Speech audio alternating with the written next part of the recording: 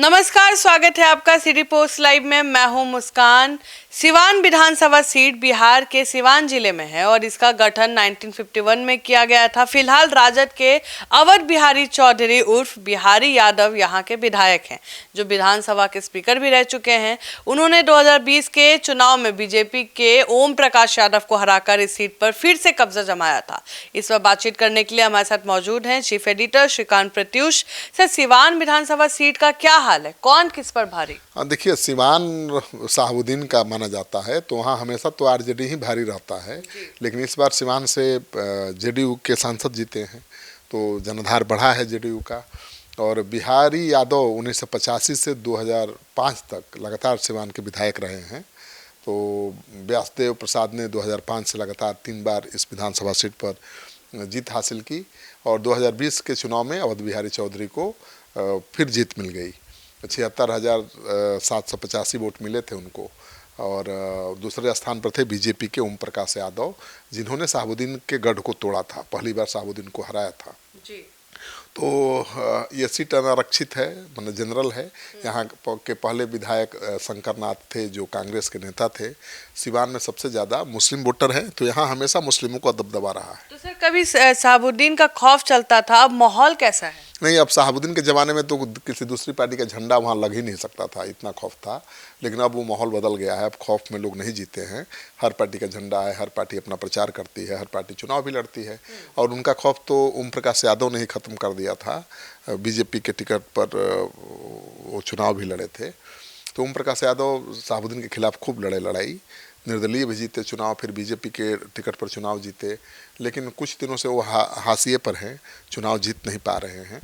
लेकिन उम्मीद है कि इस बार अगर वो चुनाव लड़ेंगे बीजेपी के सीट पर, तो जीत हासिल कर सकते हैं, क्योंकि अब समीकरण थोड़ा बदला हुआ है। सर, क्या है जातीय समीकरण वहाँ का? देखिए, 2020 में जो विधानसभा चुनाव हुआ था, उस समय मतदाताओं की संख्या लगभग 3,11,523 थी। इस सीट पर जातियों की अच्छी आबादी, विभिन्न जातियों की आबादी है और खासकर मुस्लिम समाज सबसे ज़्यादा निर्णायक भूमिका में है। 25% मुसलमान वोटर हैं यहाँ पर, और दूसरे नंबर पर दलित हैं, फिर यादव हैं, भूमिहार और राजपूत ब्राह्मण भी हैं, बनिया भी हैं। तो पहले होता क्या था कि शाहबुद्दीन को हराने के लिए सभी हिंदू गोलबंद जब होते थे तभी शाहबुद्दीन हारते थे जी। तो अभी इस बार भी अगर यादव मुस्लिम तो पूरा एकजुट और गोलबंद दिखाई दे रहे हैं। तो अगर गैर हिंदुओं की गोलबंदी जब तक नहीं होगी, यहाँ से आरजेडी को हराना थोड़ा मुश्किल है जी। लेकिन पहले नंबर पर मुस्लिम हैं, दूसरे स्थान पर दलित वोटर हैं, यादव, मुसलमान और भूमिहार 3 सबसे ज़्यादा असरदार जातियाँ हैं। तो अनुकूल तो है आरजेडी के, लेकिन कुछ लोगों का कहना है कि इस बार हमको बीजेपी को लाना है, क्योंकि हमको खौफ नहीं चाहिए, शांति चाहिए, विकास चाहिए, और वो नीतीश सरकार में हो रहा है। लेकिन अब जो जातीय गोलबंदी है उस पर कितना शांति और विकास भारी पड़ेगा, ये कहना बड़ा मुश्किल है। लेकिन ठीक है, कांटे की लड़ाई दिख रही है, और ओम प्रकाश यादव अगर उम्मीदवार हुए बीजेपी के तो बाजी मार सकते हैं। सर, अब तो शाहबुद्दीन की पत्नी और बेटे आरजेडी के साथ आ चुके हैं, तो राजद तो अब और मजबूत हो गया होगा। हाँ, बिल्कुल। पिछला चुनाव निर्दलीय लड़ी थी शाहबुद्दीन की पत्नी, और अब आरजेडी के साथ आ गई है। उनका बेटा भी चुनाव लड़ने की तैयारी कर रहा है, तो मजबूती तो थोड़ा मिलेगी। शाहबुद्दीन की पत्नी अलग थी तो आरजेडी कमज़ोर दिखाई दे रहा था, लेकिन अब साथ आ गई हैं तो लगता है कि मुस्लिम समाज का वोट बटेगा नहीं।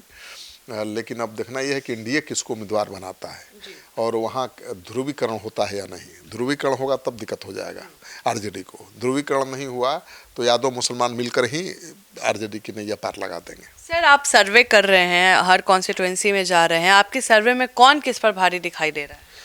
देखिए, हर कंस्टिट्यूंसी की बात करिएगा तो ओवरऑल तो एनडीए भारी दिखाई दे रहा है, लेकिन सिवान में कांटे की लड़ाई दिख रही है। मतलब ये कहना कि कौन जीतेगा कौन हारेगा बड़ा मुश्किल है, क्योंकि विकास की बात हो रही है। पीएम मोदी की योजना जो है 5 किलो अनाज, उसकी बात हो रही है। नीतीश कुमार ने बिजली फ्री कर दी है, उसकी बात हो रही है। और सबसे खास बात ये है कि सिवान के मुसलमान भी कह रहे हैं कि नीतीश कुमार की तारीफ कर रहे हैं, करेंगे जेडीयू को वोट देंगे, देते हैं। तो अगर मुस्लिम वोट में डिवीज़न हुआ तो मुश्किल बढ़ जाएगी। और जनसुराज भी चुनाव मैदान में है, जनसुराज का उम्मीदवार भी प्रभाव दिखाएगा, क्योंकि जो अल्पसंख्यक नौजवान हैं उनका झुकाव है जनसुराज की तरफ। अगर जनसुराज ने मुसलमान खड़ा कर दिया उम्मीदवार तो आरजेडी का खेल बिगड़ जाएगा और बीजेपी बाजी मार लेगी। इसीलिए बीजेपी उम्मीद पाले हुए है कि इस बार सिवान जीत लेगी। अब देखना यह है कि कैंडिडेट बीजेपी का कौन होता है। अगर अब सही कैंडिडेट दिया बीजेपी ने और जनसुराज ने मजबूत मुस्लिम उम्मीदवार उतार दिया तो बाजी पलट सकती है। तो आप सुन रहे थे इस पूरे चर्चा को, और आप क्या सोचते हैं आखिर सिवान में कौन किस पर भारी पड़ेगा? और अगर आप वहां के हालात जानना चाहते हैं कि जनता आखिर है किसके साथ, तो आप सर्वे हमारा देख सकते हैं। इस पे आपको लिंक जरूर मिल जाएगा कमेंट सेक्शन में। फिलहाल इस खबर में इतना ही।